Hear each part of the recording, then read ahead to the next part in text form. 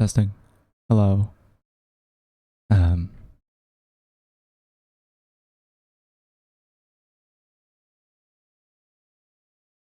Hello. um. It's been a while, huh? Yeah. It's Sorry about that. It's a long story. Uh. Not really gonna get into it right now, but yeah, basically, I've been gone for a while, and well, I want to do my best to try to come back. Uh, this is it's a bit awkward. It's the first time in a long time I've been streaming publicly on this channel, or well, anywhere. But I'm gonna do my best to well to stream. um, let's talk a little bit about news. The Tokyo Olympics. So there's been quite a bit of controversy about the holding of the Olympics in general, but in Tokyo in particular. Tokyo right now has been declared or is under a COVID-19 emergency, basically. Here's an article from Azure.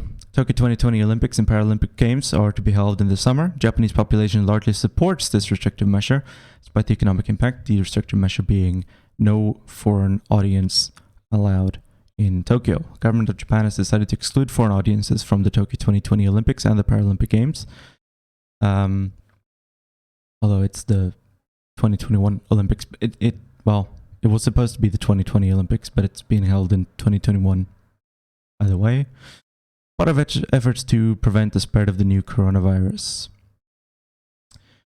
And for those who know Tokyo, for those who know Japan,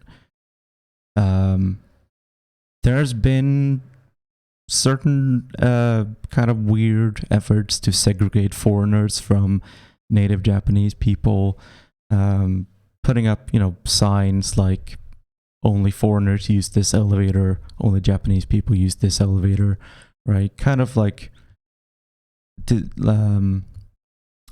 under the guise of it being for preventing the spread of COVID-19, but then it's also sort of just regular old racism, which does happen,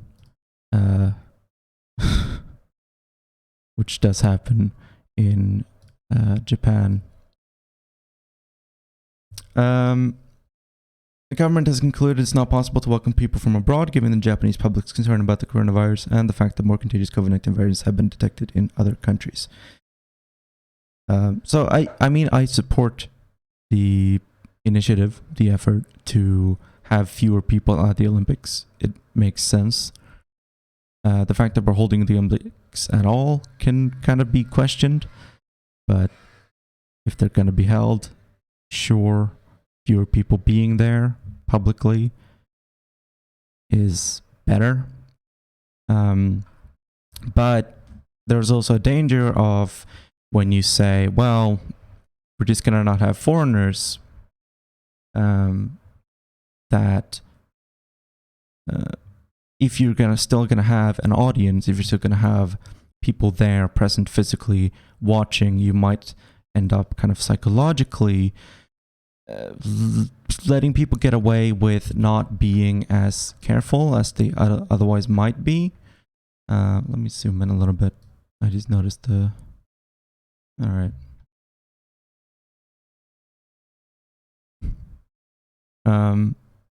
So for those who don't know, Japan is a fairly homogenous country. It's a country that's kind of proud of being homogenous. There is a lot of chauvinism. There is a lot of just outright racism toward people who are not from Japan, especially people who are from Korea. There's racism against Chinese people. It's a fairly big problem in Japan, and foreigners who live in Japan can attest to, most of the time it's mostly people who are just kind of ignorant, and some of the times it is actually like being treated with hostility, and policies like this that are guised as, well, this is just for COVID-19, has kind of an underlying element of xenophobia to it, which kind of like how people who donate to charities tend to have like a psychological effect that they think that allows them to be rude to other people, or if they're donating to pro-environmental charities, there are psychological studies that show that people who donate money to environmental charities are less likely to recycle because they feel that they've already like done their part. And so a psychological effect of, well, we'll just ban foreigners might be, well, so long as I'm Japanese and people around me are Japanese, we're probably safe. Even though there are, like, COVID-19 is spreading in Japan. In Tokyo especially, it's pretty bad right now. And the Delta variant and other variants of COVID-19 are probably already in Japan. So there being an audience at the Olympics at all, and the Olympics being held in general, I still think is a pretty bad idea. And it is sad to think about, but the people will die from this. And it's kind of inevitable that people are going to lose their lives because of the Olympics. And the fact that they are insisting on having a physical audience present at the Olympics, which is, when you, is it worth it to hold the Olympics if you know that inevitably someone or multiple people are going to get infected, which really can't be avoided, and some of those people are going to die, even if it's a relatively small number. It's more or less still guaranteed that people will lose their lives because of the Olympics, which is a weird thing to think about, and to think that, like,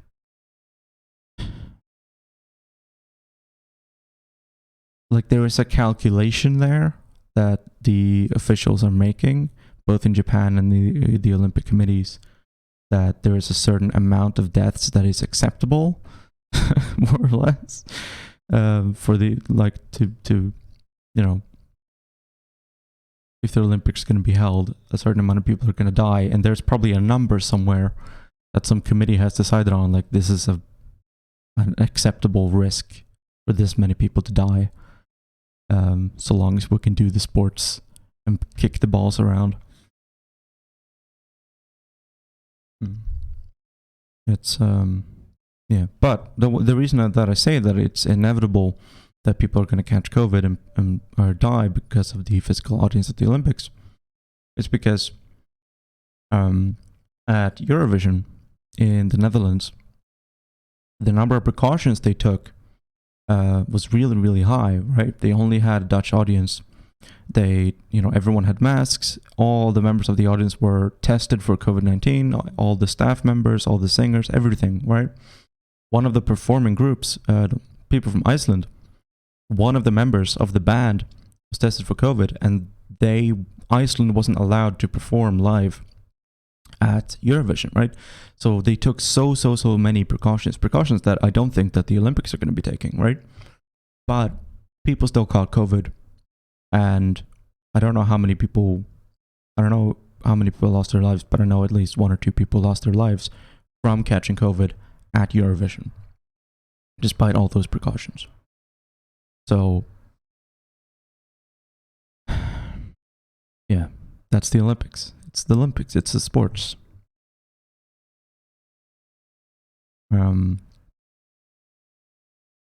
Yeah, that's really all I had to say about that.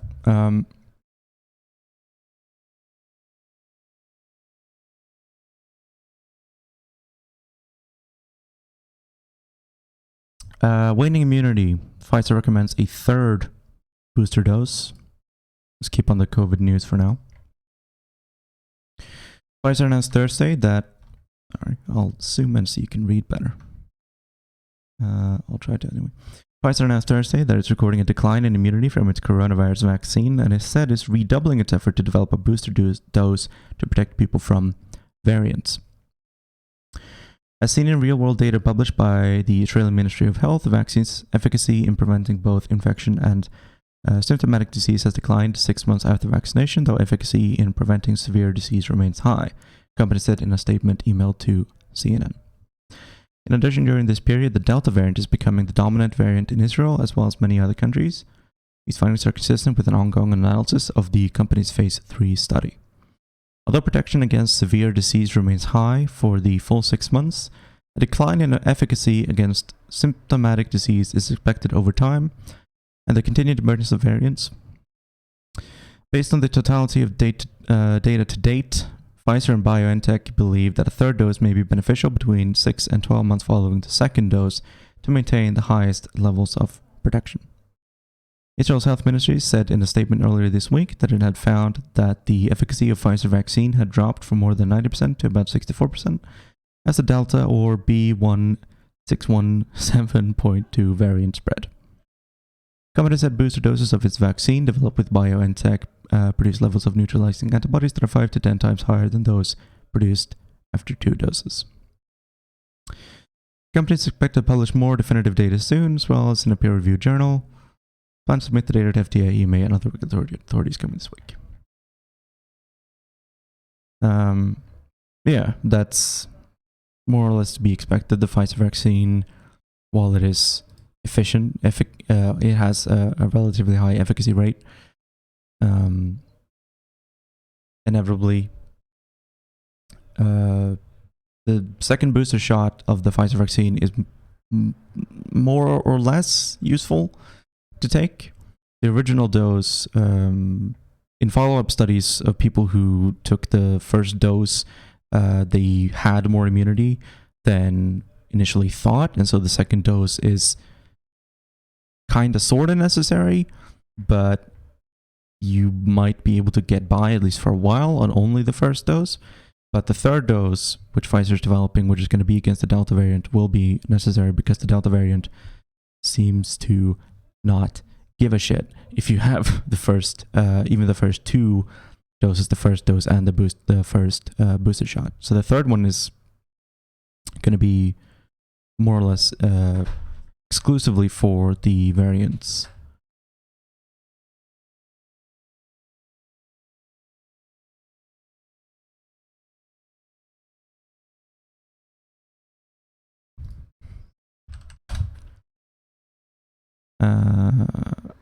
Okay, I had one more thing that I wanted to take up.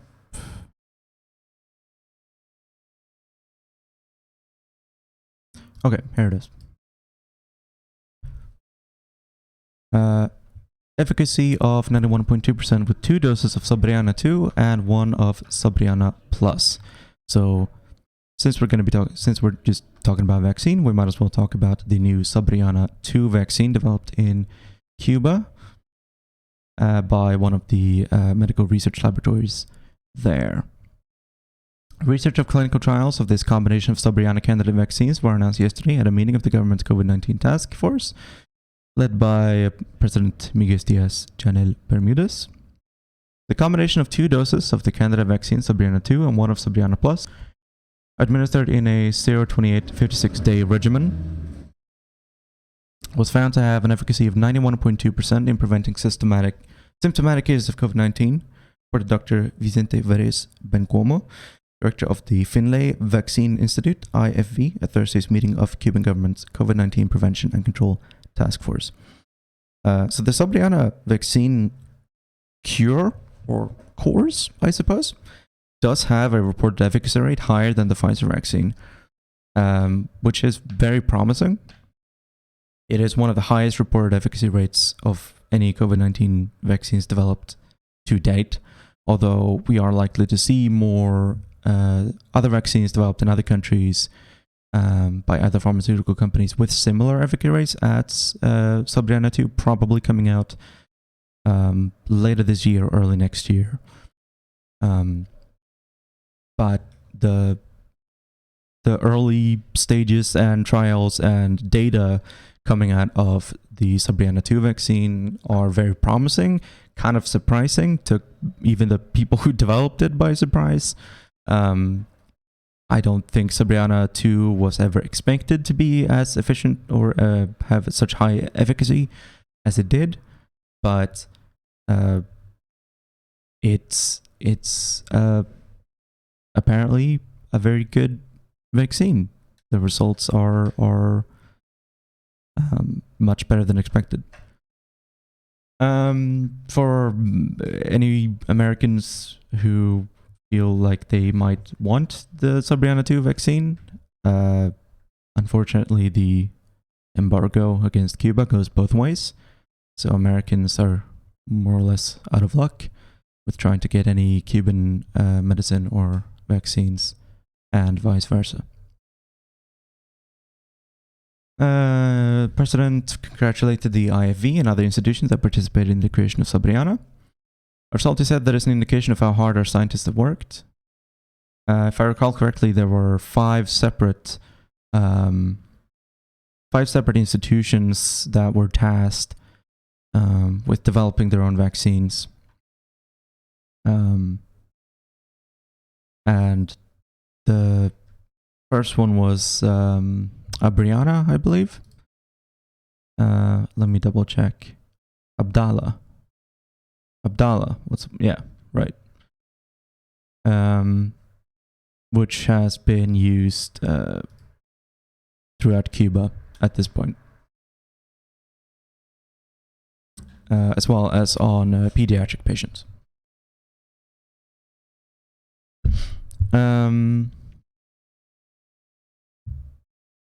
President of the Republic met with the group scientist 415 days ago at the Cuban Neurosciences Center, CNeuro, and requested that he develop a Cuban vaccine against SARS-CoV-19. Yeah.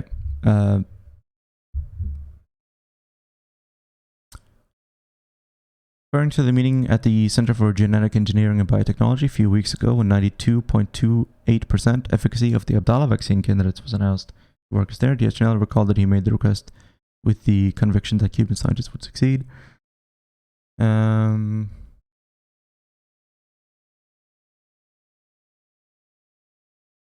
Address the beta strain, not the same. Yeah, that's more or less it. Grandma has reported on the Sabriana vaccine quite a lot. Because it's a victory for Cuban scientists, and it makes Cuba look good, which more or less is the purpose of Grandma, to report positive news about Cuba. That's how it is. It's a political opinion piece. Propaganda. Oh, hey, Grom. You're pretty quiet. I can't hear you. Is this better?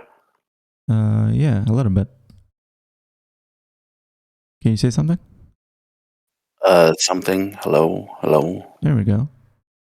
How long were you there? Not very long, but I didn't want to interrupt your reading. Oh, okay. Well, that's all right. How are you? I'm doing good. How are you? I'm good. I wanted to try streaming today. Yeah, that's good. The truth. No one in the West will see the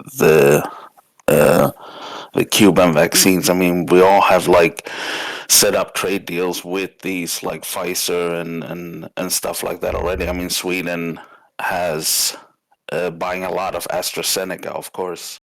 I think that's what, because I'm getting vaccinated in 20 days, and I think that's what I'll be getting. Yeah, I'm getting the same thing. And we're both getting vaccinated at the same time, just about. Yeah, I'm getting on 31st. at 12:30. We're gonna be vaccine buddies. Yep. I wish I had a better setup, because right now I'm recording my browser, but I also want to use the browser to look up other news on my second screen. That didn't prepare as much as I should have. All the time went into the background. Oh yeah, no, I just kind of lost track of time, and then I started the stream. Yeah. Also, hello, chat. Hello, chat.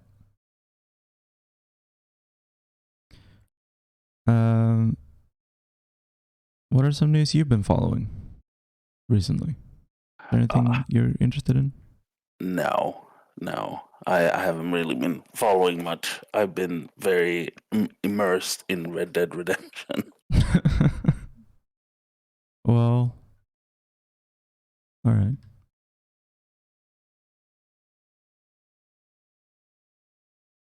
God, okay. But I mean, there was that Cuba, aside from the vaccine, they are trying to develop a medicine against the permanent lung damage to the lungs as well. Yeah, you're right about that. Where? Let me see if I can find that it was on one. Telesur as well. It was a while ago. Like they don't know if it's effective yet, but they are trying to develop it. Let's see. Here it is, I think. Might be worth reading on stream for people who haven't seen it. It is. Yep. It's from June 18th, though, so it is a little bit dated. But for people who did not read it, over 9,000 patients have received regenerative medicine treatment in Villa Clara. Let's zoom in a little bit so you can see on screen.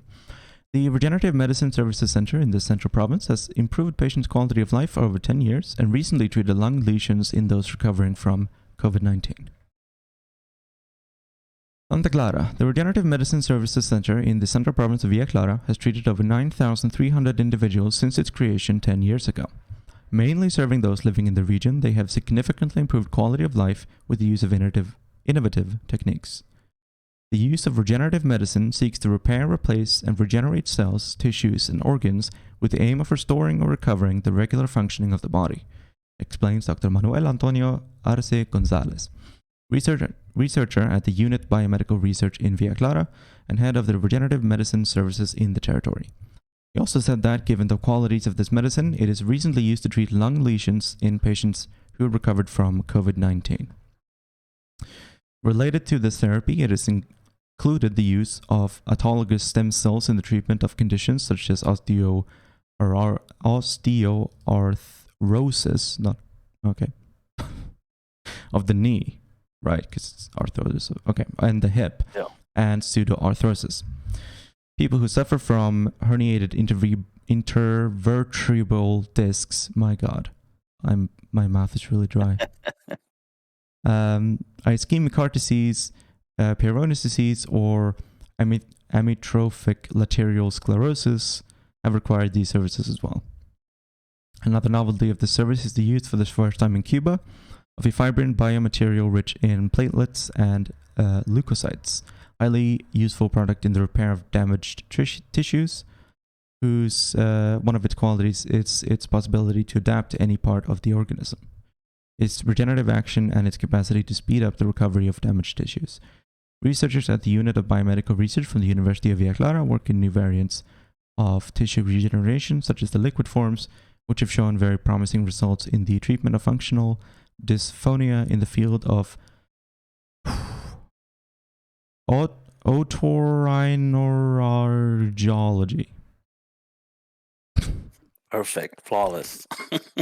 Something new in Cuba and the world. It's really important. Like we focus a lot on the vaccines and the prevention of the spreading of of the virus. But something that's not getting enough attention, in my opinion, in the West and in the rest of the world, is aftercare of people who have had COVID-19 and recovered from it, because there are like terrible effects of having had COVID-19 that can last your whole life out. And it's not just like, oh, you might have a reduced sense of smell or taste. You can actually have permanent damage to your lungs and to your throat and to your breathing mechanism. Breathing tube? What's the medical term for the transport? Always something long and complicated. I do not know. Osteoparalysis. Sure. Yeah. And the treatments and the therapies for people who have had COVID-19 are fairly limited. And in countries that don't have universal healthcare, they can be extremely expensive as well. Which, very nice of Mr. Joe Biden to make the COVID-19 vaccines free. But for people who've already had the virus and who may have suffered permanent damages from it, they are going to have to pay a lot of money, especially if their insurance doesn't cover the therapy, depending on how good your health insurance is. And if you don't have health insurance and you get COVID and you have permanent lung damage and you try to get any kind of regenerative treatment or any kind of physical therapy to help with that, especially if it's experimental, right? If it's something new, you're probably going to have to pay for that out of pocket, which the vast majority of people cannot do. Yeah. Especially in America, their medicine is very reactive, right? While socialized medicine are, like preventative, right? Yeah.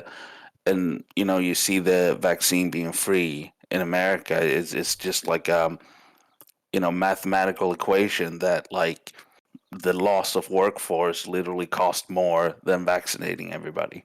Yeah.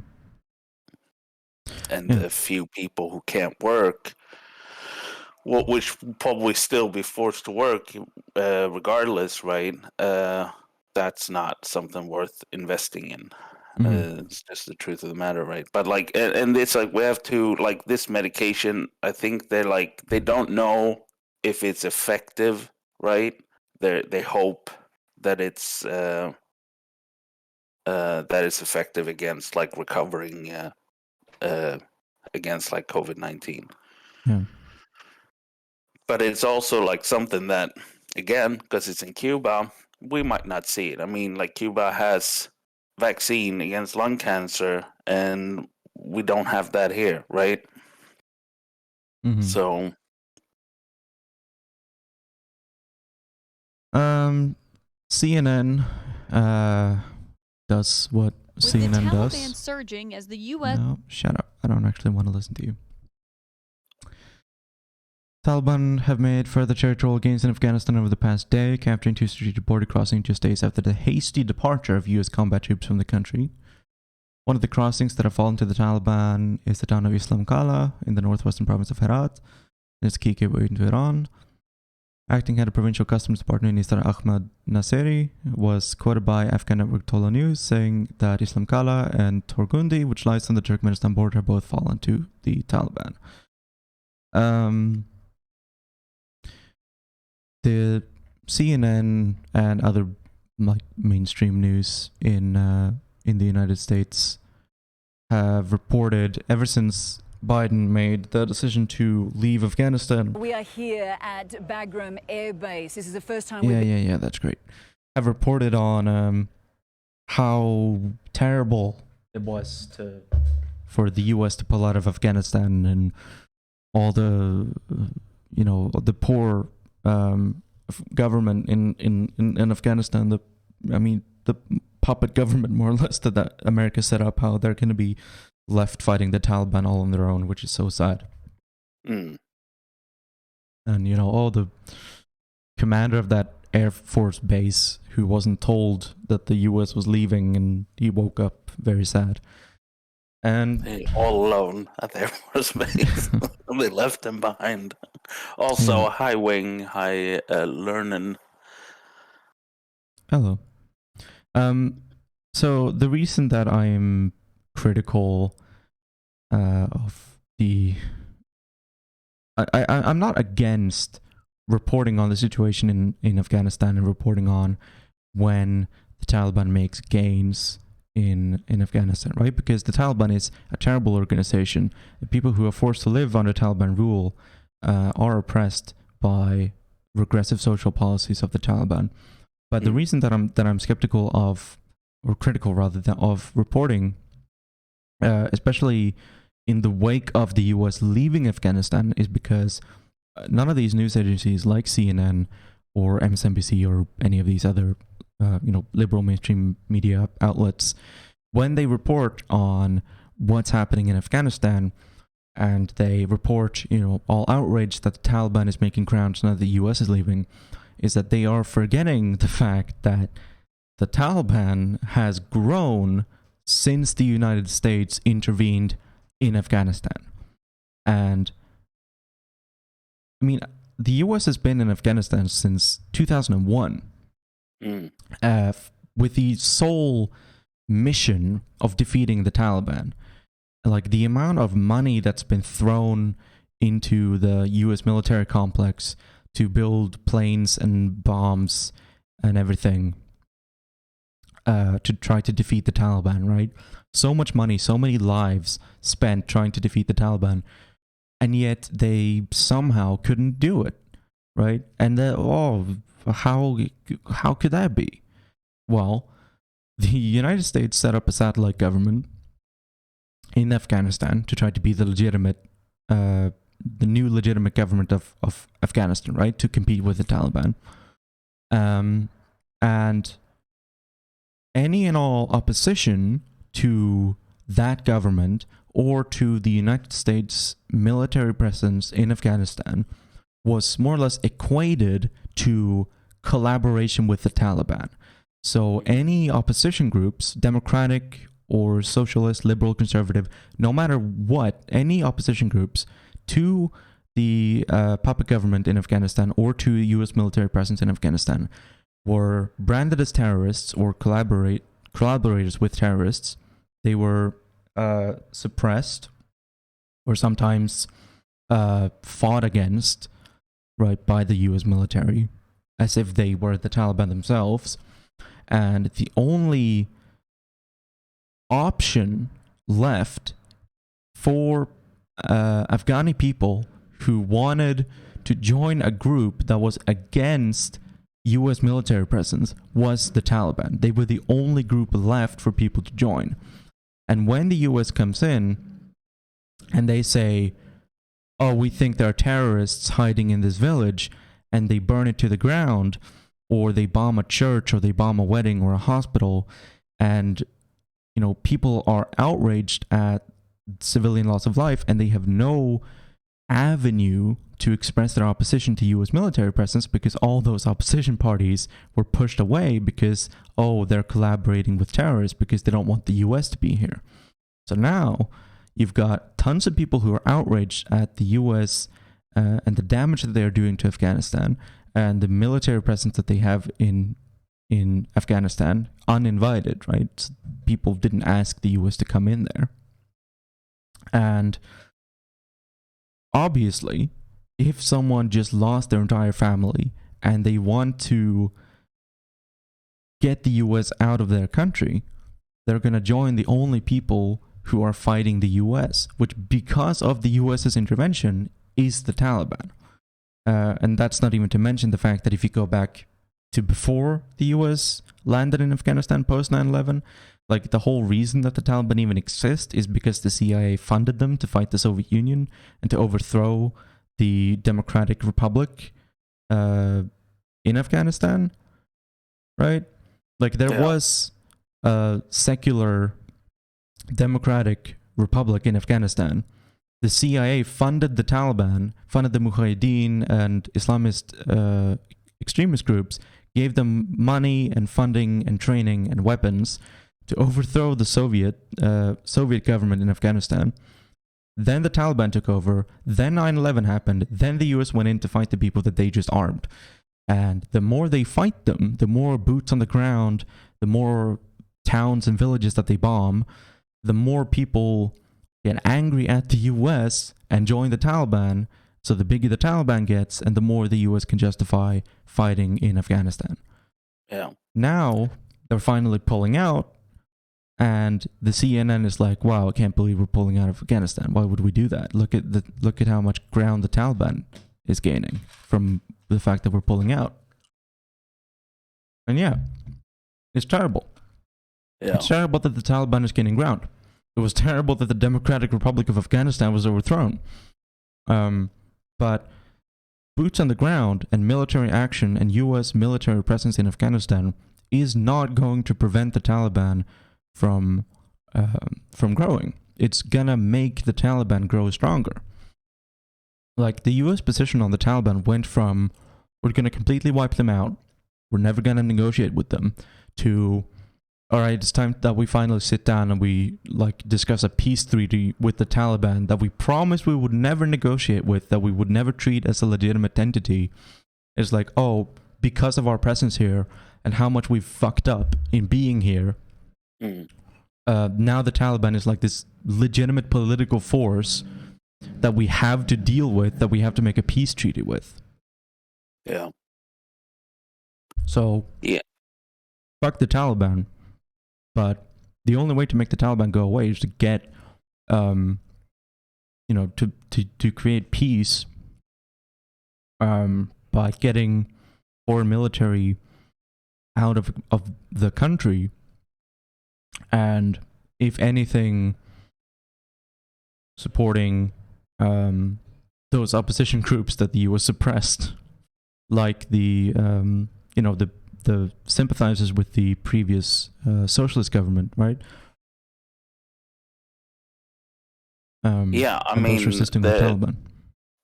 If America goes away, there will, of course, as you say, people joined it for the reason of it is the only feasible defense against America, right? And of course, there will be splits within the Taliban when America leaves, right? And they choose to look because America, first of all, in the media, they're always going to pull oh, we were there for humanitarian reasons. We probably built a half a dozen wells for these villages, whatever, right? But also, I mean, the reason they're there is, the first reason is destabilize anti-imperialist countries. I mean, that's always the reason they go in anywhere. That's why they're trying with Iran. That's why they went into Syria. That's why they went to Iraq, right?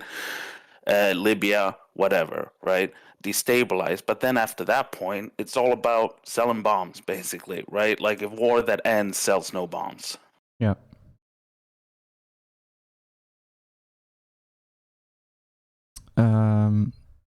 Okay. Let's talk about South Africa for a minute. Violence erupts in South Africa over jailing of ex-President Zuma. Supporters of former South African President Jacob Zuma on Saturday launched a massive protest over his imprisonment, burning trucks, commercial property, and blocking major roads in KwaZulu-Natal province, which, if I recall correctly, was the home province of Zuma, where he has the most support. That demanded his immediate release from prison. He started serving a 15-month sentence for contempt of court earlier this week. His bid to be released from the correctional center was rejected by a regional court on Friday. He's set to make another attempt with the country's apex court tomorrow. Supporters in KwaZulu-Natal, his home area, blocked roads, set trucks alight, and damaged shops, which they then looted at various spots in the province. Moy River near Pietermaritzburg, about 20 trucks were stopped and set on fire early yesterday, according to the witness. God, I have notes on this story somewhere. God, where are they?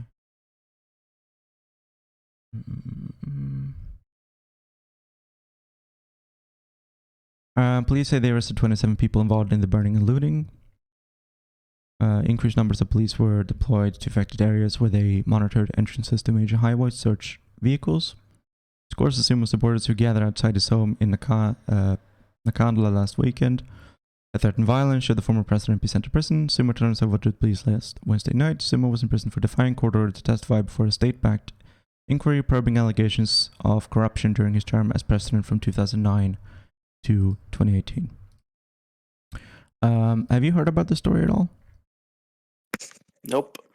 Nothing. It's pretty interesting. If only I could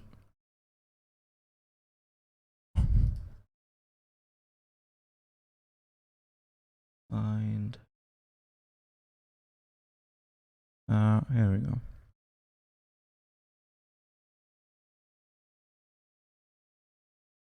Okay. So, back earlier this month, July 4th, the supporters of Jacob Zuma started appearing outside his home to protest. He had been ordered to appear in court, and he basically said, fuck you, I'm not going to jail, and locked himself in his house.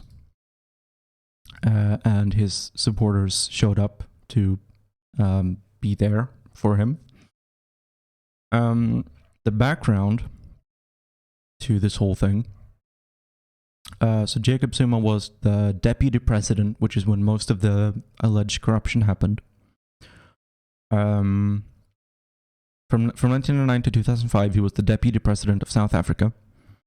He had a financial advisor named Shabik Shaikh, who I think was from the UAE, but I can't remember. But allegedly, he and his financial advisor would accept bribes from various corporations, and they had shady dealings with defense contractors, among other things. And in total, Jacob Zuma has had 783 separate charges brought up against him, most of them dealing with corruption. And basically, ever since 2005, various courts and agencies of the South African government have been trying to charge him, but he's always gotten off due to technicalities in South African law. So in 2005, the High Court in Pietermaritzburg was gonna present him with the charges, and he was gonna go to court there. But his case was struck from the roll of the cases that the court was gonna take up. Right, like he wasn't acquitted, but his case was struck from the roll due to a technicality, like problems with the filing of the case or something like that. So then the Directorate of Special Operations in South Africa took up the whole case of trying to charge him with corruption. And they served him with an indictment in 2007. Then Zuma appeared in court, but a judge that might have been biased, like the judge himself might have been a political supporter of Zuma, said that because of procedural grounds, the corruption charges brought against him were unlawful. So then the Director of Special Operations filed an affidavit.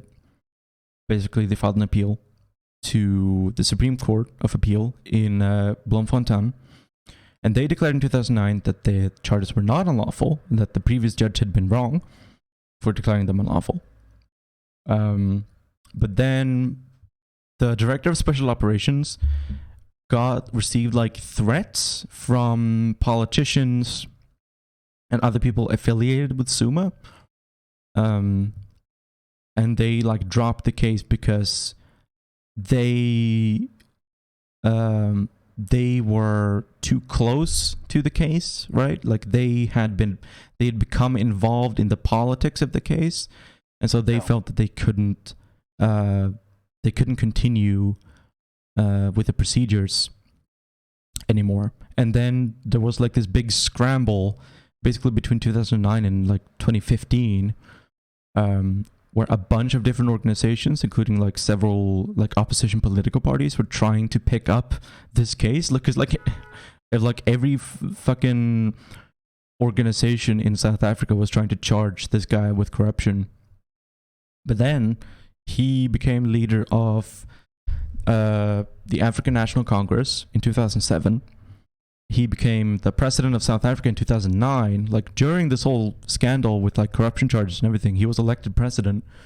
And during his time as president, it was really difficult to like file charges against him or to try to bring him to court, just because as president, like procedurally, it's difficult to charge a sitting president with crimes, even if it's like corruption. Yeah. Then he stepped down, president in 2018. Stepped down as leader of the African National Congress 1 year before that in 2017. And then the High Court in Pretoria and the Supreme Court of Appeal in 2017. I think it was the Supreme Court of Appeal in Pietermaritzburg or Bloemfontein. I can't remember. One of the Supreme Courts of Appeal basically said that no, like these cases have to be filed. Like Zuma has to go to court to decide. Like this case has to be settled on. We can't just forget about it. And then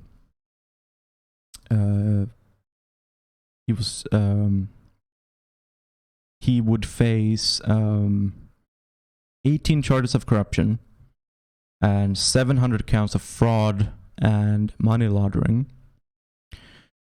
And initially, Zuma's political allies, including members of the Tripartite Alliance, the ANC, the Communist Party, and the Trade Union Confederation, I believe.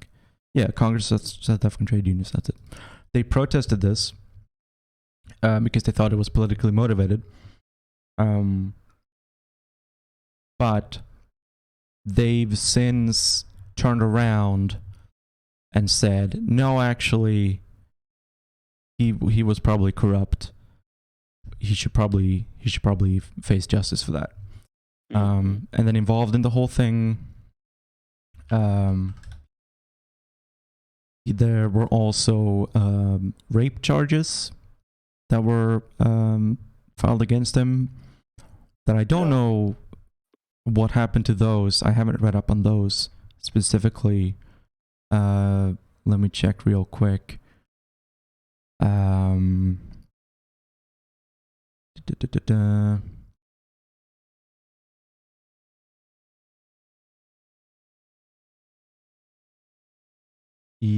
Those charges apparently were dismissed in 2006. Let me see here. The South African Communist Party has a statement on Jacob Zuma. I think we can read that.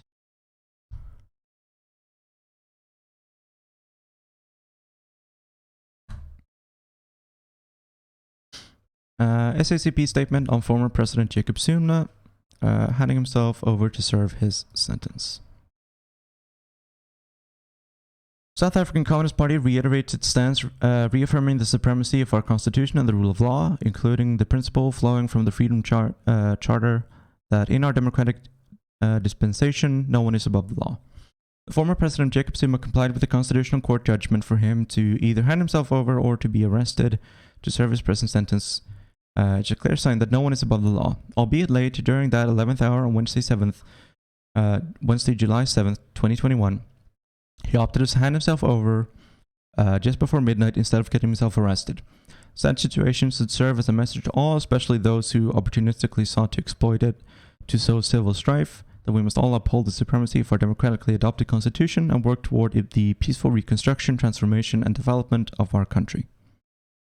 It is sad that someone with former President Zuma's track record, which includes a former head of state, and who dedicated most of his adult life fighting for liberation and reconstruction of our country, ends up in this unfortunate situation.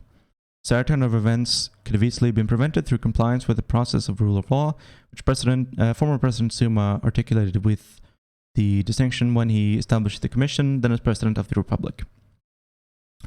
Former President Zuma was required to appear before the Commission of Inquiry into State Capture. Following repeated failed persecutions by the Commission persuasions by the Commission for him to appear before it, the Commission finally approached the Constitutional Court to seek relief. Similarly, he chose to not take part in the Constitutional Court process and to comply with its judgment to appear before the Commission. On 29th of June 2021, the Constitutional Court found him guilty of contempt of court, sentenced him to 15-month imprisonment. Key message arising from this situation is that those required to appear before judicial commissions of inquiry, before the court of law, before other constitutionally established accountability, inquisitional, and investigative legal processes, or to hand themselves over to the police or correctional centers must comply and try not to subvert the law. SACP reiterates the message from its 100th founding anniversary opening statement virtually delivered by the General Secretary, Dr. Blade Nsimande. I'm so sorry. Sunday, July 4th, 2021. Our Constitution was not given to us on a silver platter. It is an outcome of decades-long struggle for liberation and social emancipation. During the struggle, we lost many lives because of violence by the colonizers, the apartheid forces, and their surrogates. We value each life equally that we lost before and even after 1994. We lost, among others, the life of our own General Secretary, Comrade Chris Hani. His assassins aimed at perpetuating apartheid.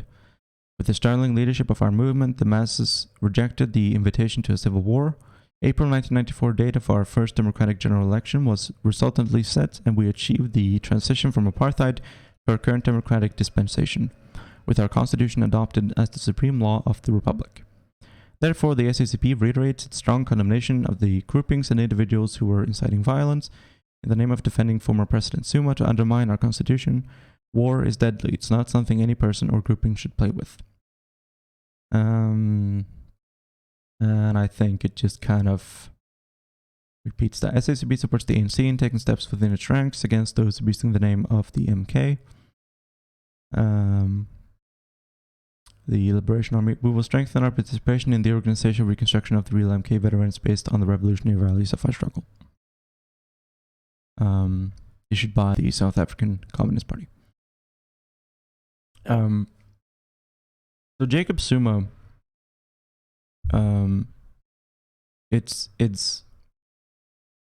sad, right? Because Jacob Zuma was a popular figure in the left wing of the ANC.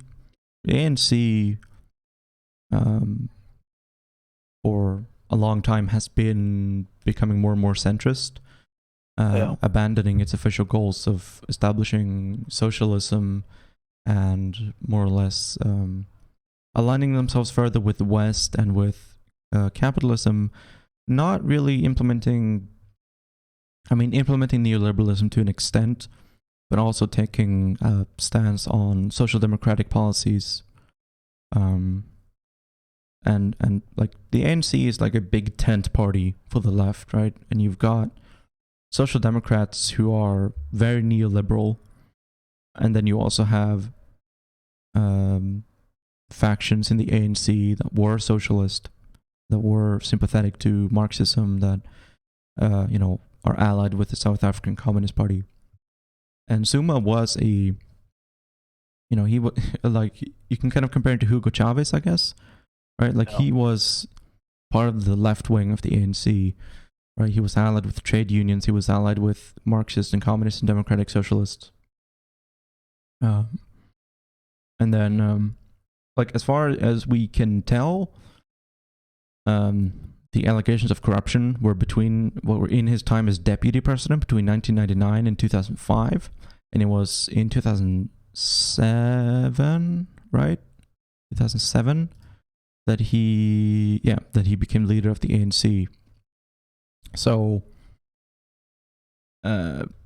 while it's possible that he didn't do anything corrupt during his time as president of South Africa or as his time as leader of the ANC, I think the fact alone that he allegedly, to be clear, committed crimes of corruption and fraud and then used his influence to avoid having to appear in court and to try to avoid the legal repercussions of what he had done. I think that's corrupt enough. And it's sad, but it is justified. And I don't think that the people who are protesting right now, even if their feelings are justified, and I'm sure a lot of people feel like it's a political persecution of Zuma, I don't think that's the case. I think he made mistakes, and I think he didn't want to face the consequences of those mistakes. And I think it's right that he was sentenced, and that he's in prison. And I mean, the only sentence he got, right, was contempt of court. He hasn't been found guilty of corruption yet because he refuses to appear in court. So right now he's in prison for refusing to appear in court for the next 15 months. He's going to be in prison. Then after that, he might, actually have to face the charges of corruption and fraud. And that could put him behind bars for a long, long time. But so it's sure that it's not like a Lula situation then. No. The ANC is still in charge. The current president of South Africa is not exactly. He's not Bolsonaro, right? I don't think it is political persecution, and it is something that's been going on, since 2005, right?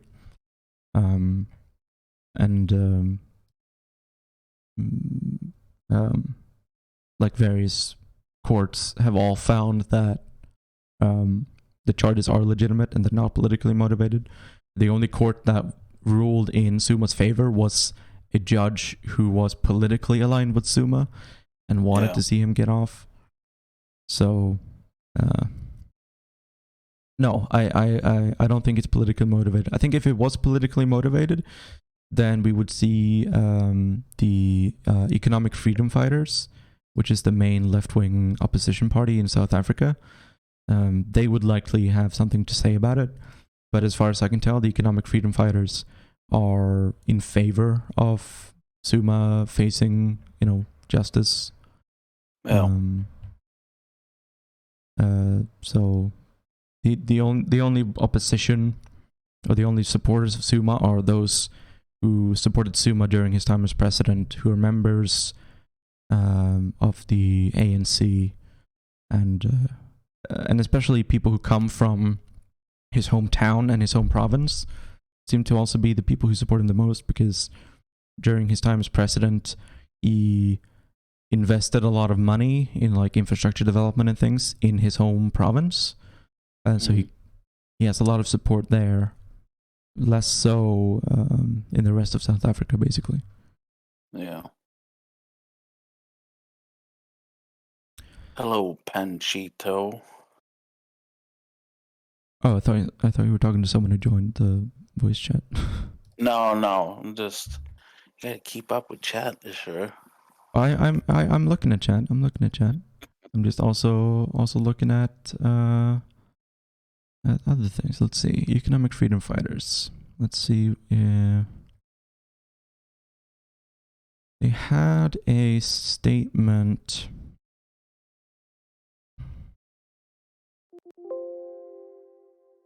Wherever it is.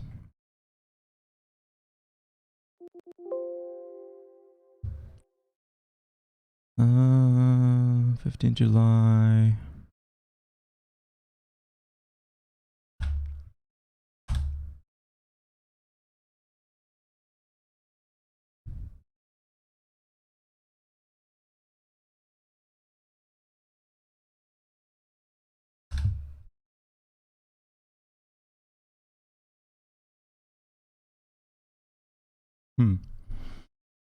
Seems to be... I can't find it on their website, but I think I downloaded it when I read about this the first time.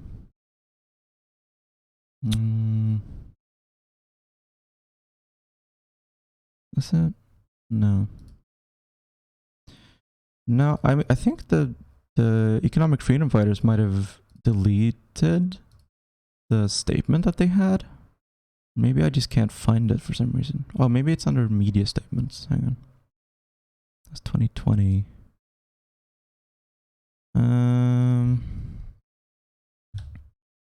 Oh, here it is. EFF statement of former President Zuma.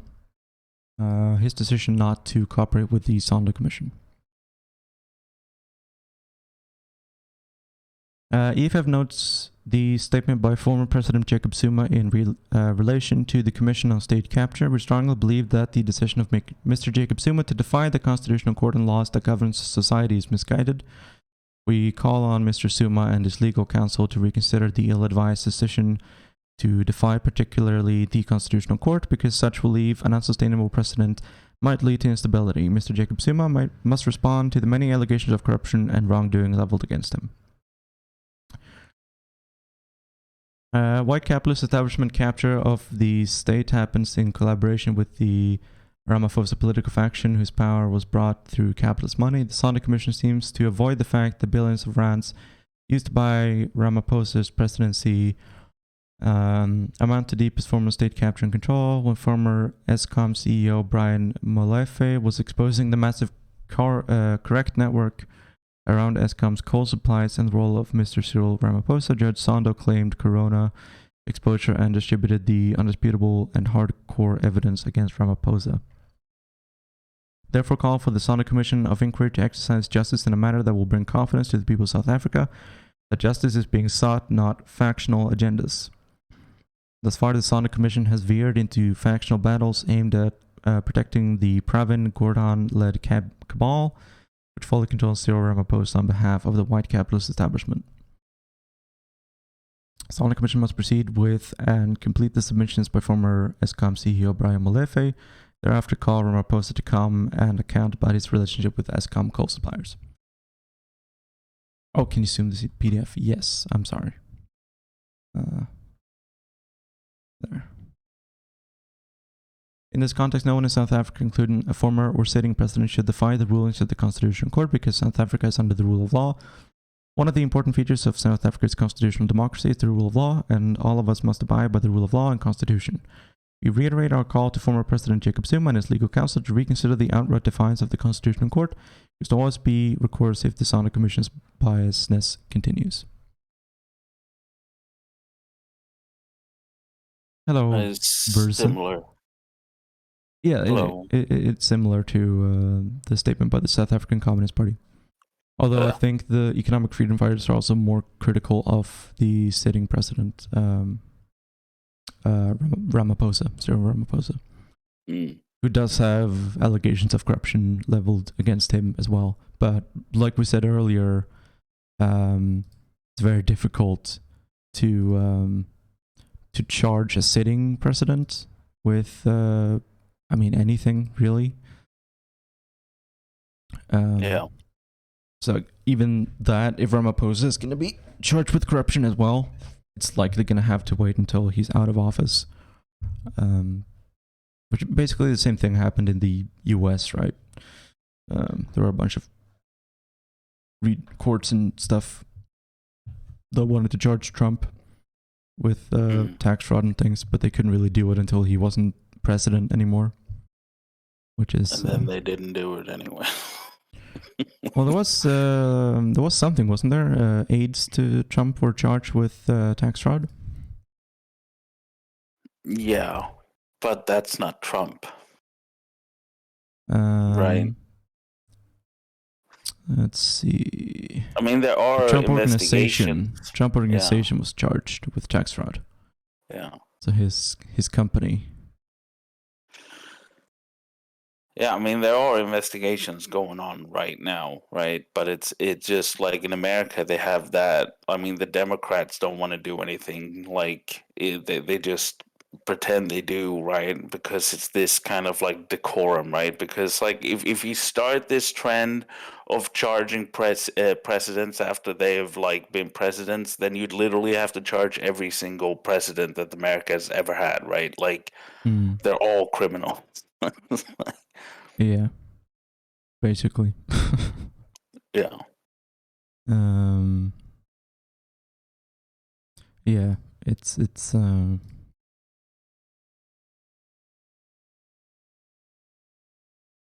especially anything to do with war crimes, right? Like there's a reason why the US doesn't want like presidents, former or current, or like military generals or anyone in the US to be charged with war crimes by like The Hague, because that sets the precedent that the US is not allowed to commit war crimes, which the US wants to do and has done, and they are very afraid of their past war crimes being brought to trial. And isn't there a law that states that if anyone is brought to The Hague, the US can invade the Netherlands to bring them back to prevent them from being charged? What, within like America has its own law, or there's an international law that states they're allowed to invade? The American Service Members Protection Aid, I think.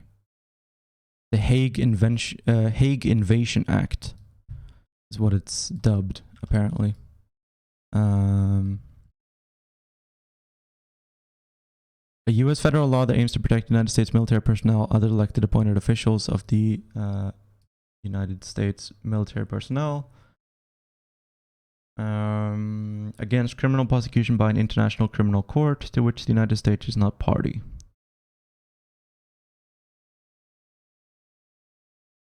ASP authorizes the President of the United States to use, quote, all means necessary and appropriate, to bring about the release of any U.S. or allied personnel being detained or imprisoned by, on behalf of, or at the request of the International Criminal Court. This authorization led to the act being nicknamed the Hague Invasion Act. Act prohibits federal, state, and local governments and agencies, including courts and law enforcement agencies, from assisting the International Criminal Court, ICC. For example, it prohibits the extradition of any person from the U.S. to the ICC. It also prohibits the transfer of classified national security information and law enforcement information to the ICC. The act also prohibits U.S. military aid to countries that are party to the ICC. However, exceptions are allowed for aid to NATO members, major non-NATO allies, Taiwan, and countries that have entered into Article 98 agreements, agreeing not to hand over U.S. nationals to the ICC. Signed into law by George W. Bush on August 2nd, 2002.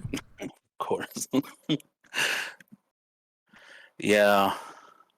American presidents don't get charged with war crimes. They get the Nobel Peace Prize instead, no matter what they do. Yeah. What are your thoughts on Kerala? You know, I don't know much about Kerala other than the fact that they've had the Communist Party of India in government for a while, and supposedly they've done some good. They have some good policies on healthcare and stuff. Let's look up Kerala news. Is there anything happening in Kerala?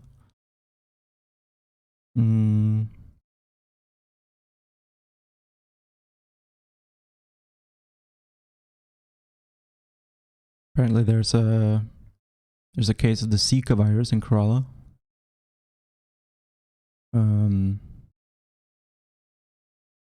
There's what?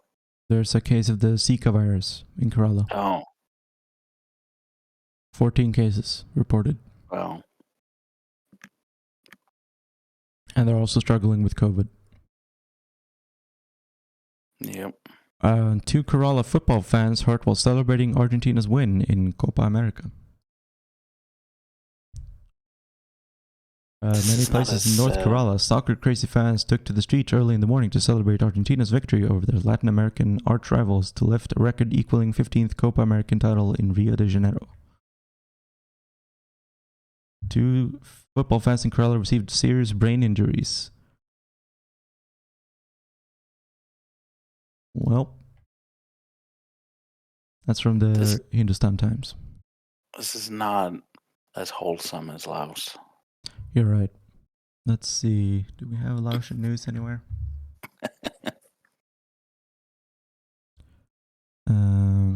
Laos. Let's see what what's these going farmers are getting up to. Okay, yeah, gotta see. Economic news, culture news, education news, social news, travel news, sports news, agriculture news. Here we go. Let's see. Phone district rice planting reached 70%. That's pretty impressive. Nice. 70% rice planting. Farmers in Autofome district, Savanakhet province are plowing their paddy fields in time for the harvest season, which has so far been able to harvest more than 70% of the district's total planted area. Impressive. Including 200 hectares of paddy fields and 350 hectares of sowing fields. According to the agency Cultivation, the Agriculture Forestry Utkhumphon, that the district has an area of rice fields, all 17,605 hectares. Sydenham plows step of the plan by using varieties, all 1,056 more tons. Rice farmers often use more than is seed. Precision Nova 11, Lying Snow 7, Flowers 8 and the Flowers 11 for areas growing more than it is the group Dongbang Song, Nongban, Nongtum, Bonetan and Dongni Kumbans. Part of the reasons for growing rice delay is due to climate change. Rain bad season was dry during the transplanting makes farmers stop growing. The farmers are short. They're not very tall. In addition to planting black rice, eligible farmers have also started planting rain-fed crops.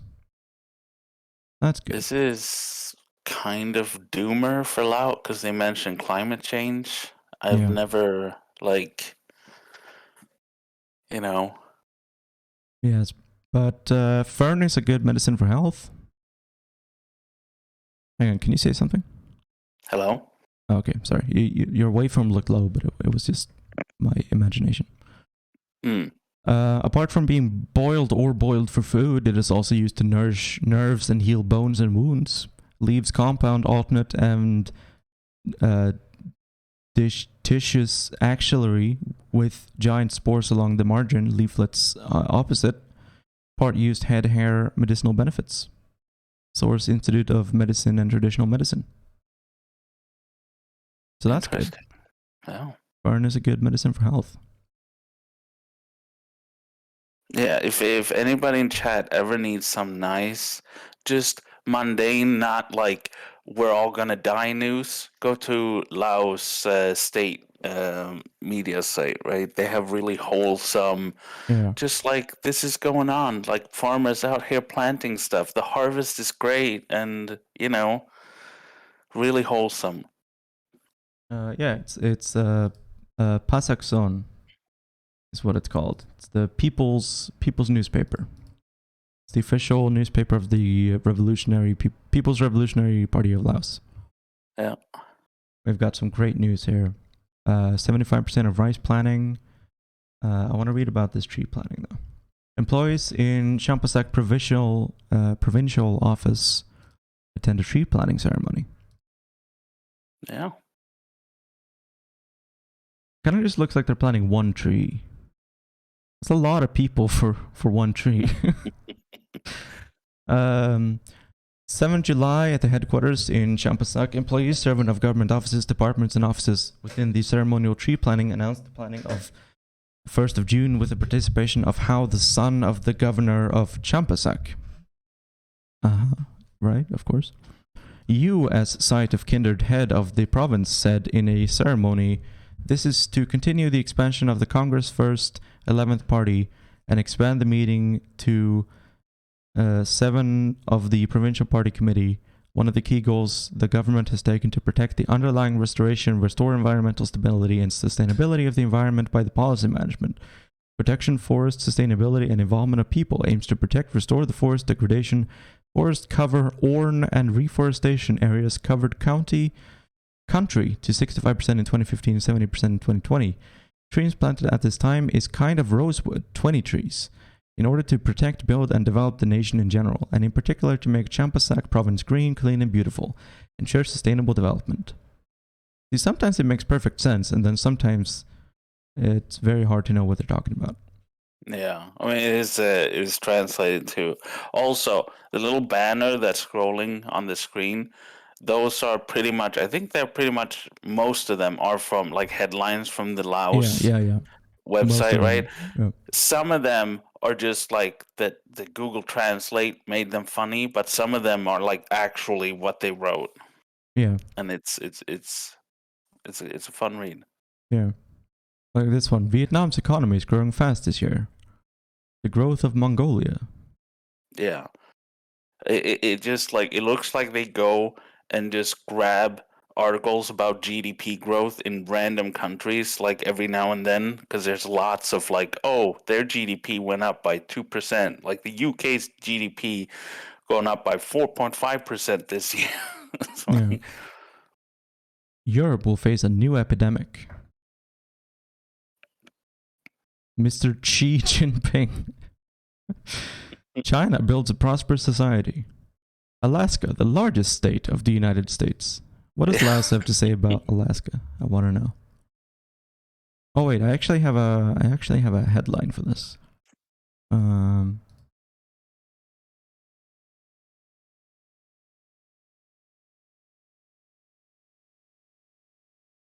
The United States consists of 50 states with a total area of blah blah blah. Alaska is one of only 50 states. Wow, fucking shade. Like, the US only has 50 states. You know how many provinces Laos has?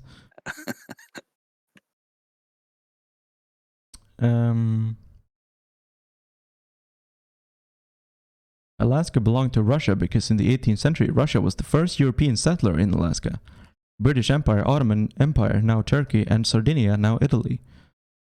Eventually, the Russian Empire lost the war. After the war, Russia's financial situation deteriorated, and there was a high risk that Alaska territory would be occupied by Britain, which was opposed to Russia at the time. Therefore, selling Alaska territory to the United States is like making money and giving Alaska a checkpoint for Russia.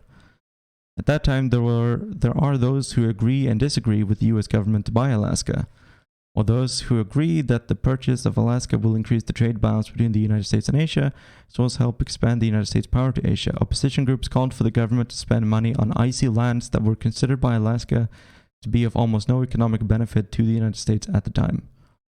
Lao PDR and the United States established diplomatic relations on August 10, 1955. Thank you, Laos. That's good information to put in at the end there. Yeah, this is just a hobby of mine to browse websites that are these random like facts. It's like a middle school report, right? Like write something about Alaska. Yeah.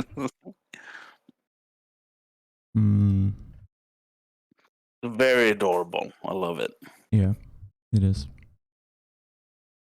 Okay. I'm gonna.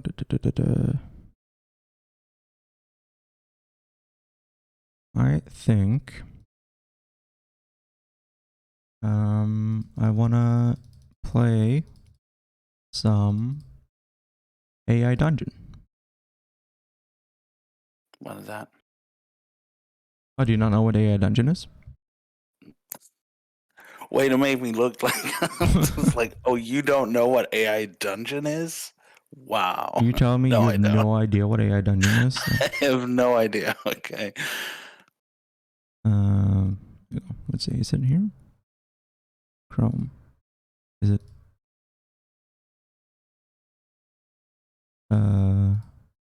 Why is it not working?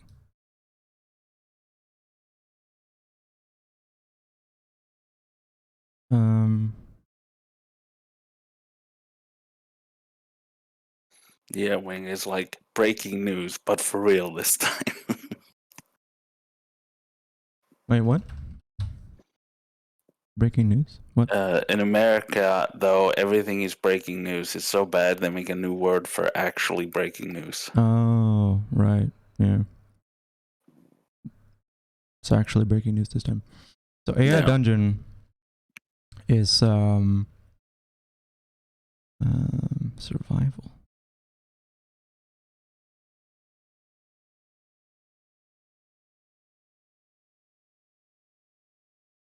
No.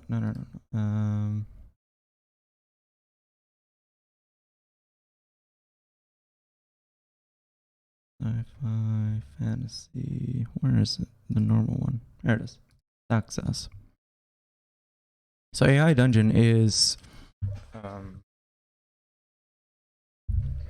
Oh, Seb said something. Sent you on Discord the thing to show the disk overlay. You can add the Discord overlay to your stream. Oh, do I just add this as a browser source? No. How do I do it? Install for OBS. Server. Oh, okay.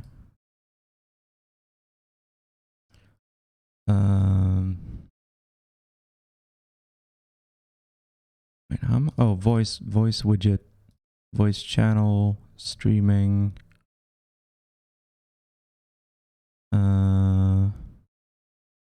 Okay. And then I copy this. And then I do a browser source. And I call it voice module thingy. And I put this in. And maybe that is something. There we go. Although it's really small. Can I make it bigger? Shadow size, text outline size, text size. Can I make it bigger? Text size. You did. Like, this, you did something to drag it out.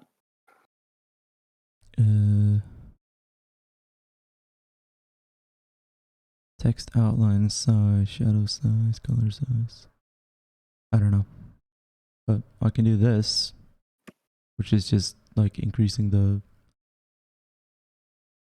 like it's resizing the image, but it makes it pixely, but whatever. Okay, put that there. Yeah.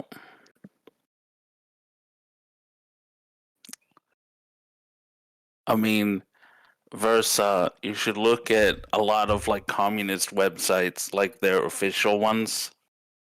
Mm-hmm. Yeah. They are A lot of them are very terrible. dated. So, AI Dungeon is a you know about text-based RPGs, right? Like text adventure games. Like MUDs. Mm-hmm. Yeah. Like Hitchhiker's Guide to the Galaxy and all that shit. Mm-hmm.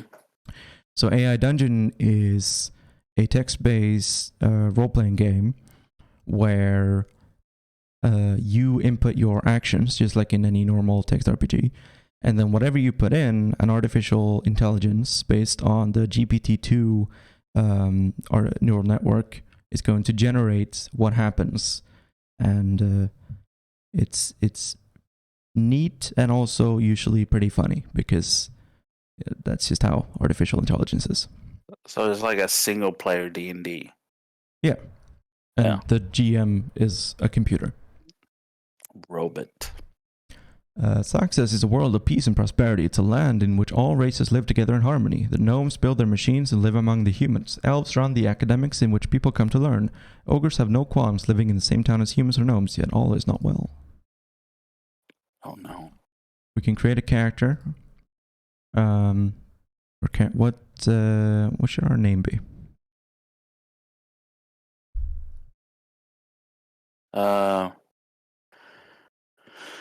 Gandorf the Azure. Gandorf. We'll be a human. We'll be a mage. Mage is able to channel the natural forces of the world. Also able to transform the element into powerful offensive and defensive spells. Starting location, require faction. No, I guess. Yes? No? What does that mean? Require faction? Okay, fine.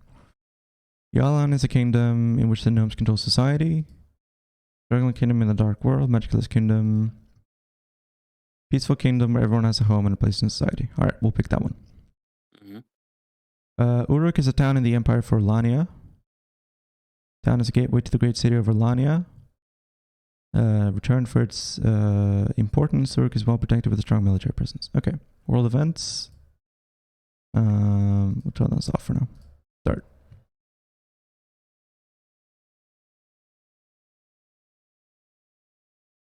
We'll see. See if this works. Sometimes it gets stuck on loading, but... Oh, there we go. Success is a world of peace and prosperity. It's the land in which all races live together. You are Gandorf, a male human mage in the town of Uruk. Uruk is in Alania, peaceful kingdom. You've decided to join the local mages guild and learn more about magic. Your life has been good, you've made many friends and are able to support yourself.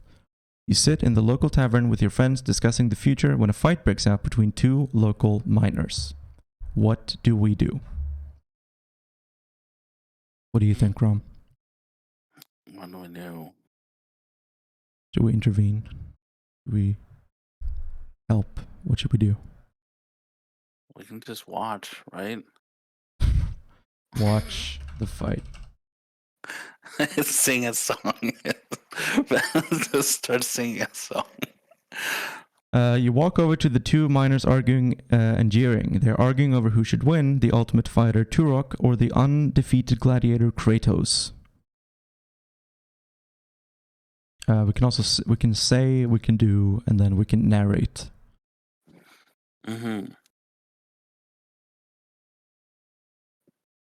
You just keep staring at them. Yeah.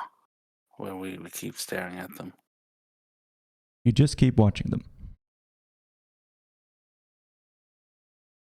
You continue to watch them fight, but the two miners now ignore you. The fight continues, and eventually the two miners turn their attention back to you. Who are you rooting for? One of them asks. Who are we rooting for? The ultimate fighter Turok or the undefeated gladiator Kratos?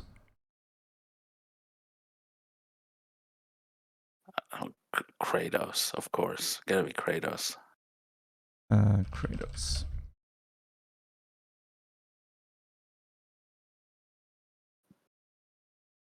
The man now throws his hands in the air. I thought you were intelligent. Kratos is untrainable. Look at the terrible beating Turok is giving him.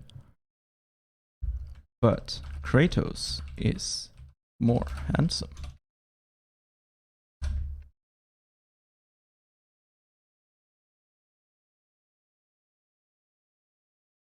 The man laughs in your face. Everything is Kratos. He yells and runs out of the tavern. The other man looks at you and shakes his head before following him. Go back to your table. So, that was uneventful. Yeah. Step back at your table, you hear a scream. You look over to the stairs and see a large troll standing with his back to you. God damn it. Not this shit again. You say, God damn it, not this shit again. Grab your blade and charge over to the troll. The troll swings his club at one of the town drunks, knocking him across the room. The troll swings his club at you. I'm gonna do a barrel roll.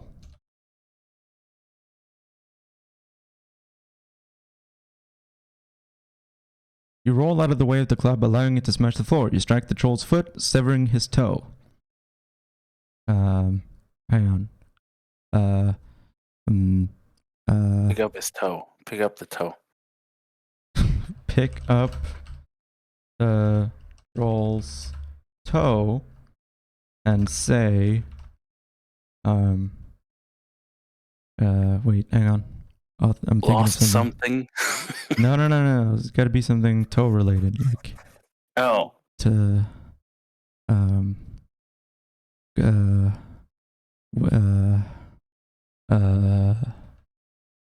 You pick up the troll's toe and say,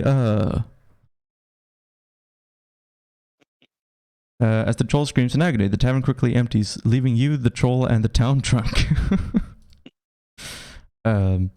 Use the good magic to attack the troll.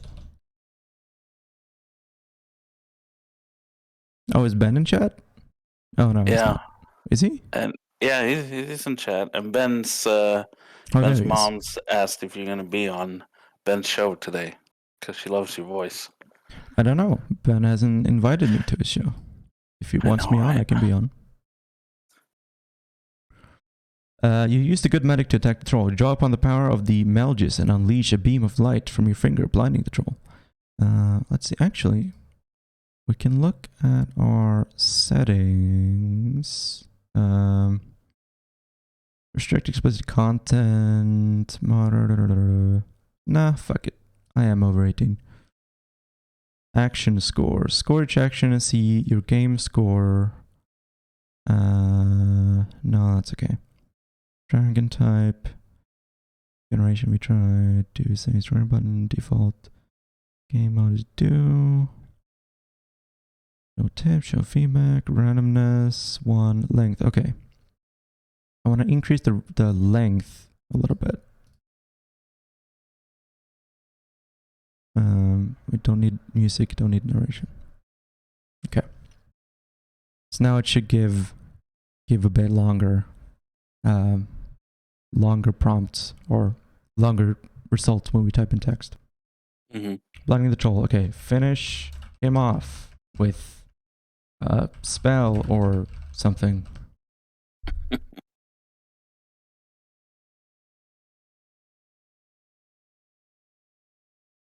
The troll falls backwards, and the town drunk scrambles to his feet and runs over to the troll. That's how you do it, he says and grabs a nearby sword. Thanks, stranger. I was in dire need of help. You're welcome. By the way, do you have money? I don't need it, but if you have it and don't need it, I could take it off your hands if you want. You don't have to give me anything, but I did just save your life. Just saying.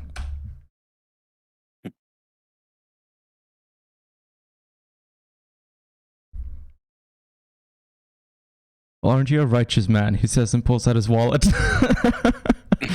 He opens it up and counts out 5 100 gold coins and hands them to you. 5 1. Okay, got it. Thank you, kind sir. If I were rich, I'd give you more. You take the money, pocketing it. And then ask him if he wants to buy the toe as well while he's at it. Do you want to buy this toe I cut off from the rolls? But you can probably use it to make potions or something. Or a stew. Or a stew. Yummy.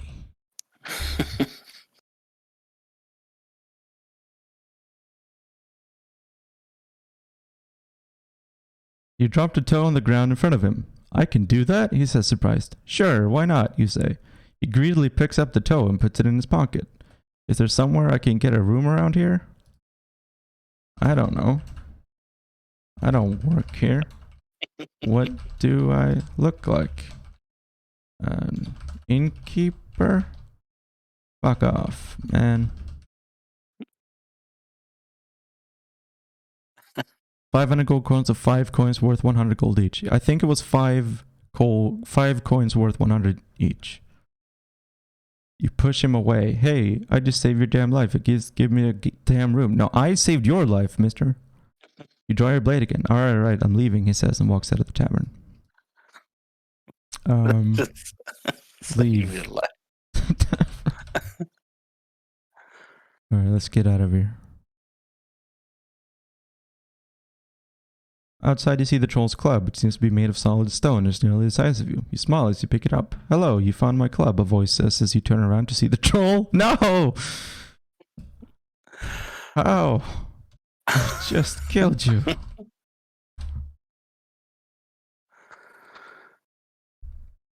No, we didn't kill him. He ran away. But Oh, did I? Oh. Oh, but yeah, I'm immortal. Just kill me 6 more times and I'll be gone for good. Wait, what? You have my club. That means you killed me, which makes you the owner of Club Clogmores. Cool. Anyway.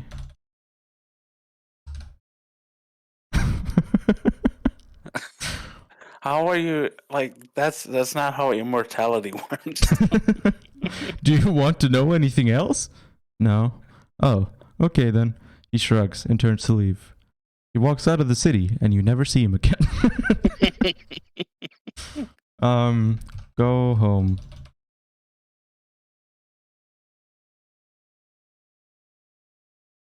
The troll is part cat. Yeah. After a long day of stopping a troll invasion, you make your way home. As you walk through the door, you see a note on the counter from your wife. It reads, "Don't bother coming to bed tonight. I'm staying at my mother's." Great. Just great. We're not allowed to sleep if she's not there. Women. Don't you dare fall asleep while I'm away. You mutter under your breath as you walk up the stairs and head to bed. You lay down and sleep. Dream a dream of me. I don't even know.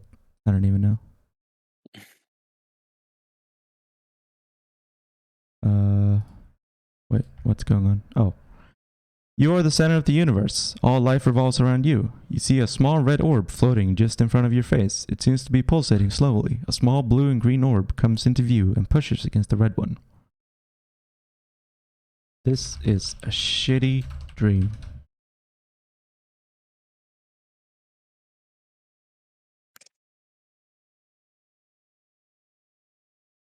Small blue and green orb pushes the red orb a bit farther away from your face. You take a deep breath and sigh.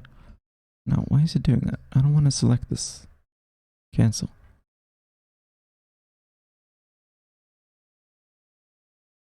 Wake up, darling. You've overslept. You open your eyes and get out of bed. Look around. I do a perception check. I roll a natural 20. I remember playing this once, and then literal Abrahamic God just sniped me out of nowhere. Well, that can happen. You're in a small room on a bed. There's a small dresser to the right, a small bookshelf to the left, and a small table in front of you. There's a wooden door to the right of the bookshelf. The floor is wooden, as are the walls.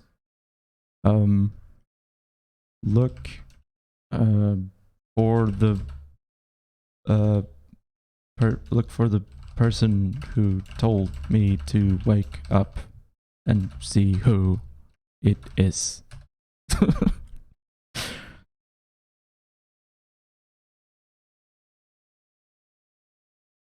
look around but don't see anyone here. Hello, you say. Your voice echoes throughout the room and you realize that there is a second floor to the house. Did I not know? Inspect. Your own house. Inspect. Floor Lived there plan. for 20 years and didn't realize that second floor. Inspect the secret second floor.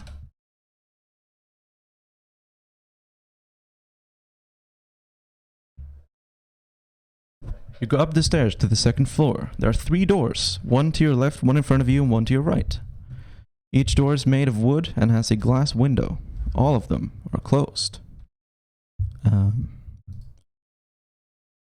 Open the door, or try to open the door on the left. Well, it's gotta be the left, though.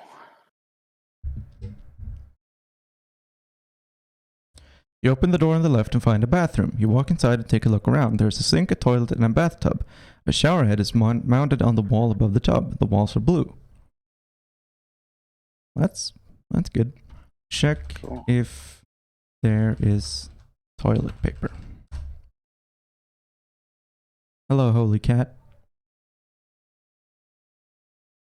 You reach under the sink and pull out a roll of toilet paper. It's almost empty. No, seriously, it's almost empty. Just kidding. There is no toilet paper in the house. You need to go buy some. Fuck me, I hate this scenario. Don't get too meta on me. Try one of the other doors. Doing good. Holy cat. Open the door in front of you and find yourself in a room with a pool table. Above the pool table hangs a single bulb, which casts a dull light over the green cloth. There's another door leading out of the room on the other side of the pool table. How fucking big is this second floor?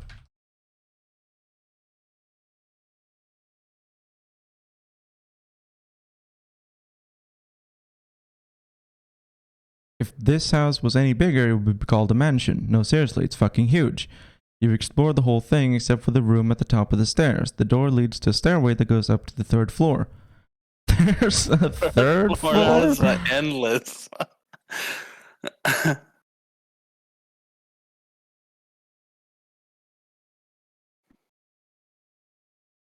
Yes, there's a third floor. Well, sort of. There's a hatch on the ceiling of the second floor leading to a narrow hallway that runs behind the walls of every room on the third floor. At least that's what you think it does. Cast a spell to detect illusion magic on the house.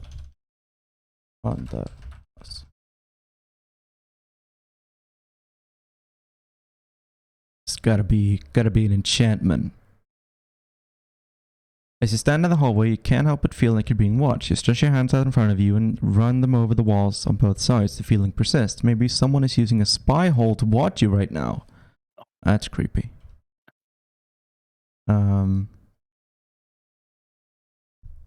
Hello? Are there any peeping toms out there?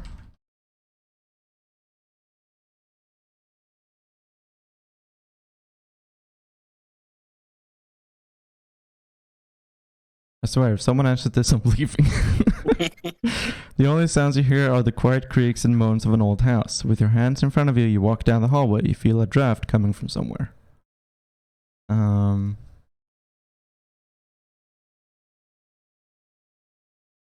This house is spooky. I should probably move. Tell it.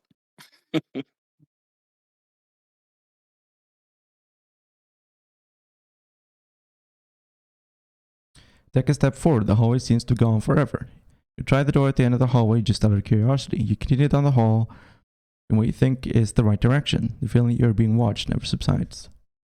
Okay, try the door.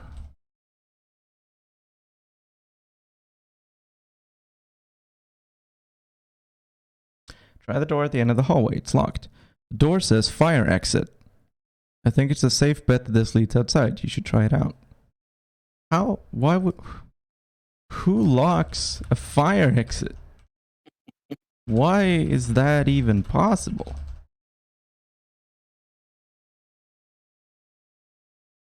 Who designed this house? The door seems to be stuck. You really should get someone to oil the hinges. A sliver of light shines through the bottom of the door. Seems to be getting brighter. You hear footsteps coming around the corner. Quickly, you head back toward the stairway. Son of a bitch. Okay. Ready. Get ready to use fire magic to, or something. Well, the fire exit is broken. If you start a fire, you're screwed. You're right. You're right about that. That might be a bad idea. Get ready for a fight.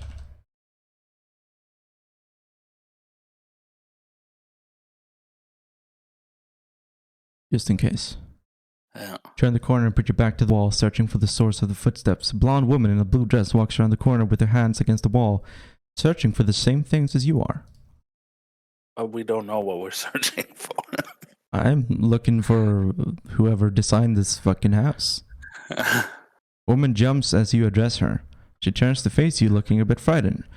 She's in her early 20s with a fair complexion and sky blue eyes. Her long blonde hair is tousled with curls and falls down her back in waves. Right? That still doesn't. She gonna What are you answer doing me? in my house? Yeah. That's what she's doing in your house.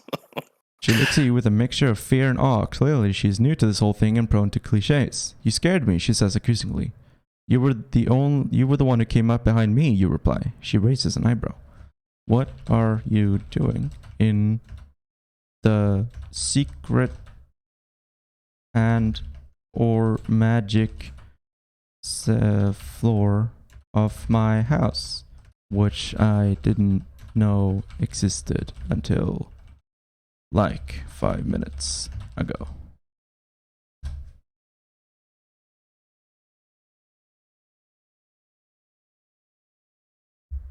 Woman starts to speak but stops herself. She bites her bottom lip and looks up at you with an expression of distaste. I'm sorry, she says. This is all very strange. My name is Elizabeth O'Connell. Alright. That answers literally none of my questions.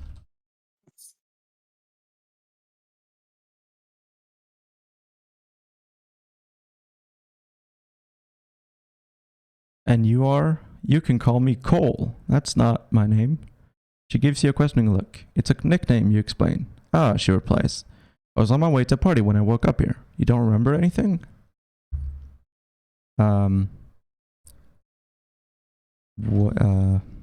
Is it a cool party? Can I come? I swear, I'm not a square. I know how to party. Honest.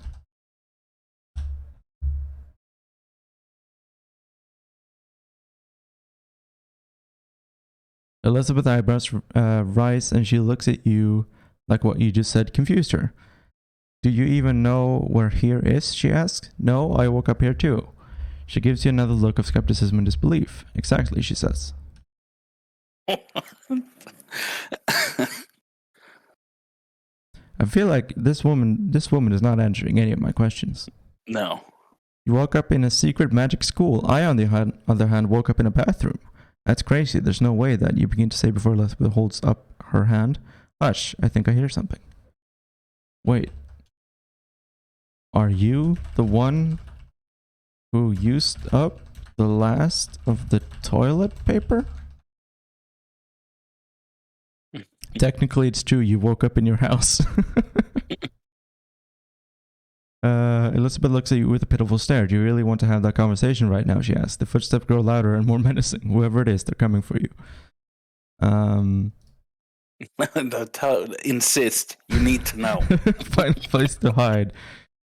And remember to ask Elizabeth about the toilet paper later.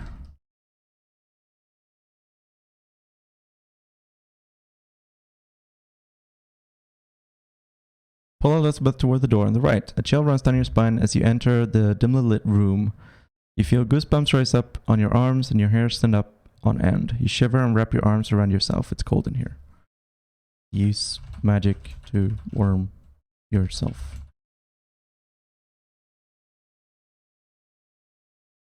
Oh, hang on. I'm gonna move my my goat. I'm up in the way a little bit. I'll be down here. Yeah. Peeking. Your body's engulfed in a magical flame that burns your skin. Oh, Jesus Christ. Put it out before you catch the whole library on fire. You hear hooting and howling in the distance. Your heart begins to race and panic sets in. What was that? Elizabeth asks. I don't know. Completely ignore it. You just like self-immolated. I'm very good at magic. Yet. I'm sorry. It was cold. Your footsteps growing louder. Hide, Elizabeth says. Wait, where do we? What? There's a knock on the library door. It creaks open and a bright light floods into the dark library. You shield your eyes from the blinding light. Hello, an elderly voice asks, are you in here? Say no. No, we're not here.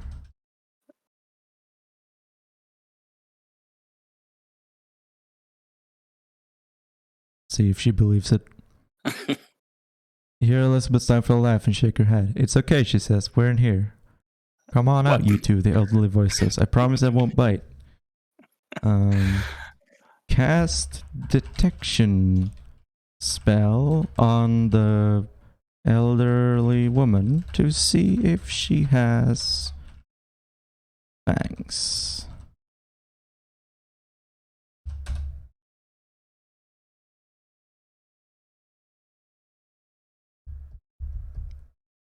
Arcane light surrounding your hand goes out. The entire room is pitch black. You can't see anything. Well done, the elderly woman laughs. Now you'll never find your way out. Here, Elizabeth scrambled to turn on the lights. Shit. Use magic to create a light, to light up the room. Come on, I gotta be able to do something. Self-immolating it. Become the Human Torch. Small orb of light materializes on your palm. It illumines the space around you. I can't see anything, Elizabeth says. Is there a light switch nearby? Feel along the wall for a light switch with your free hand. What? My God. Find the light switch using the orb of light. That illuminates the space around. Yeah. Flick the light switch and the room is illuminated. Elizabeth shrieked. She's still in her underwear, but she has a book covering her crotch. You blush profusely as Elizabeth grabs a blue robe from behind a bookshelf and puts it on. That was not funny, Kyle. What is my name again? Gandorf? Yeah, Gandorf. First it was like Cole and nickname, and now it's Kyle. My name is Gandorf.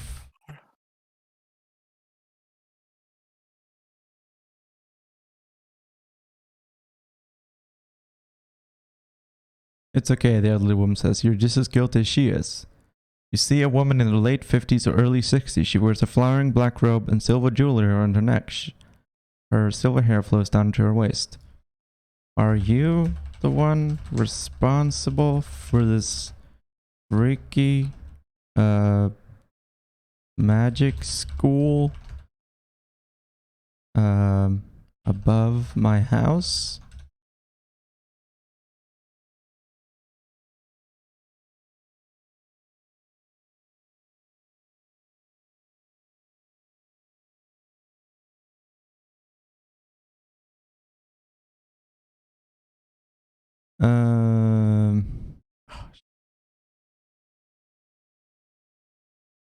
Okay, Ben is live now, right? Yeah, it looks like Ben just went live. Okay, we're gonna raid into Ben. As soon we'll get to, we'll see if we can maybe solve the mystery, and then we'll raid into Ben. I am, she says. The name's Morgan. Why did you choose my house? You say indignantly. I just moved here. You're a mage in training now. You'll need your own home. Besides, you're the only one who has discovered the school yet. We've been here for thousands of years. Can't I just download an app or something? Like Duolingo, but for magic learning?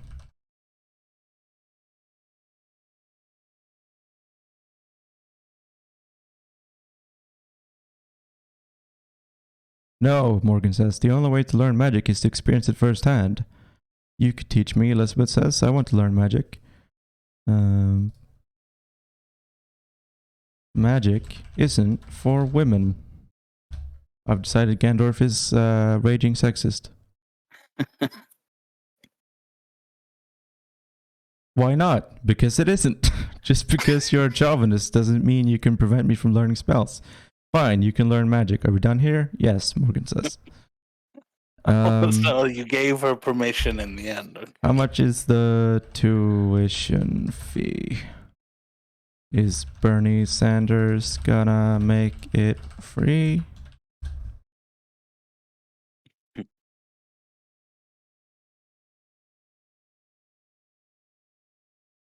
There is no tuition fee. The government provides. Who's the government? The Kingdom of Orlania. Do you have any other forms to fill out? I believe that's all for today. All right.